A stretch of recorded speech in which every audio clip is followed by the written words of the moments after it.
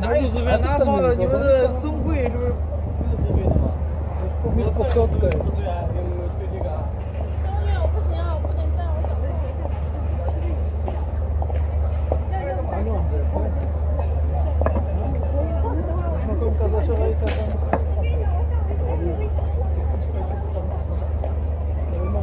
היום זה גם יפה, לא שתחשוב שזה מכוער. בלילה זה עם כל האורות, כל הרבים, זה חשוב.